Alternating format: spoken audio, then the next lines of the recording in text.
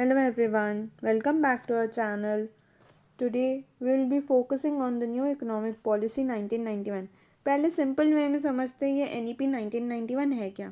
1991 के पहले ना इंडिया के इकोनॉमिक क्राइसिस बहुत आए थे, फिस्कल डेफिसिट चल रहा था और इतनी इंडस्ट्रियल सिकनेस हो चुकी थी। मतलब ना हम पैसा कमा पा रहे हैं, ना हमारे पास गुड्स आ पा रहे हैं, ना हम कुछ बना के फिनिश गुड्स दे पा रहे हैं, प्लस हाई इन्फ्लेशन चल रहा है।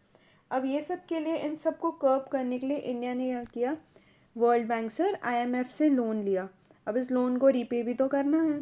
इन सब चीज़ों को ठीक करने के लिए NEP 1991 आया था। अब ये NEP 1991 के 3 मॉडल्स थे, liberalisation, privatisation and globalisation.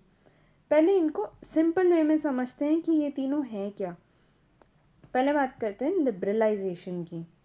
Liberalisation क्या था ना कि हमने ट्रेड रिस्ट्रिक्शंस हटा दिए ताकि इंपोर्ट्स इजी हो सकें और फिर हम फिनिश गुड्स बना के बेच सकें। अब लाइसेंसिंग जो लगती थी उन सबको बहुत कम कर दिया गया। अब पूरा फोकस सिर्फ ये था कि हम हमारा प्रोडक्शन बढ़ा सकें, इसलिए लिबरलाइजेशन में हमने ट्रेड रिस्ट्रिक्शंस कम कर दिए। उसके बाद आया प्राइवेटाइजेशन। गवर्नमेंट का पैसा जो है एकदम काफ़ी जगहों पे भर चुका था, लाइक एयरलाइंस में, टेलीकॉम में, इन हर जगहों पे पहले गवर्नमेंट का पैसा फंसा हुआ था। सो यहाँ से गवर्नमेंट ने अपना पैसा निकालना शुरू किया। Disinvestment of public sector means जो पब्लिक सेक्टर्स थे पहले, उनमें से गवर्नमेंट अपना पैसा हटा के प्राइवेट को मौका दे रही थी कि आप अपना पैसा इन्वेस्ट करो। धीरे धीरे गवर्नमेंट अपने पैसे निकाल के प्राइवेट कंपनीज़ को एक चांस दे रही थी कि आप लोग इसमें घुसिए। लाइक रिलायंस हो गया, टेलीकॉम इंडस्ट्रीज़ हो गई, सबको एक अपॉर्चुनिटी दी गई कि आप अपना पैसा निकालो ताकि गवर्नमेंट अपना पैसा दूसरी जगहों पे यूज़ कर सके। उसके बाद है ग्लोबलाइजेशन। ग्लोबलाइजेशन के थ्रू MNCs जो है हमारे इंडिया में आके फॉरेन डायरेक्ट इन्वेस्टमेंट करने लगी, FII करने लगी, अपने यहाँ पे इंस्टीट्यूट खोलने लगी, अपनी कंपनीज खोलने लगी। इस वजह से जॉब अपॉर्चुनिटीज़ बढ़ गई।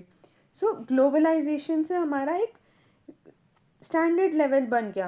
गवर्नमेंट, अब हम ग्लोबल लेवल पे खड़े होने लगे हैं। इन सब के इम्पैक्ट्स क्या रहे?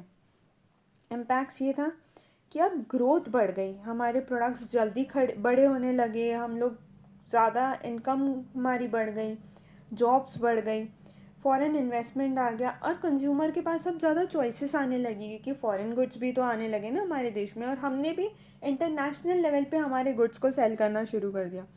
इसके कारण बट क्या हुआ, रिच एंड पुअर के बीच में गैप बहुत बढ़ गया। जो पुअर था वो और गरीब होता गया और जिसके पास ऑलरेडी पैसा है उसका पैसा मल्टीप्लाई होता गया। स्मॉल इंडस्ट्रीज़ जो थी उनके लिए दिक्कत हो गई क्योंकि वो इंटरनेशनल लेवल पे खड़ी तो नहीं हो पा रही थी। एंड फार्मर्स भी काफ़ी ज़्यादा डिफ़िकल्ट होने लगा फार्मर्स के लिए कि वो अपने प्रोडक्ट्स को एक प्रॉपर लोकेशन दे सकें कि वो अपना प्रोडक्ट सेल कर सकें। कंक्लूजन ये था कि NEP के कारण हम लोग एक क्लोज्ड इकोनॉमी से ग्लोबल लेवल पे खड़े होने लगे। Now let's take a revision. What is the new economic policy 1991? In 1991, India faced a series of economic crises: high inflation, rising fiscal deficit, and shortage of foreign exchange.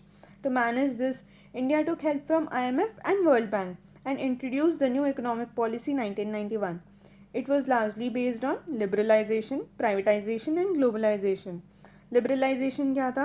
This meant end of license Raj, fewer trade restrictions, easier imports, and more freedom to industries. Privatization, disinvestment of public sector, private entry in telecom, airlines, and insurance companies. Globalization, opening of economy to foreign investment, entry of MNCs like Pepsi, Coca-Cola, Suzuki, and growth of IT sector. इसके impacts क्या थे? Growth बढ़ गई, jobs बढ़ गई, foreign investment आ गया और consumer के पास बेटर चॉइसेस आने लगी। But this also led to rich poor gap, PSUs कम हो गए, पब्लिक सेक्टर कम हो गए ना, small industry and farmers face difficulty and dependence on world market grew. Conclusion: The NEP 1991 was a turning point, shifting India from a small, closed economy to a global economy. So, thank you so much.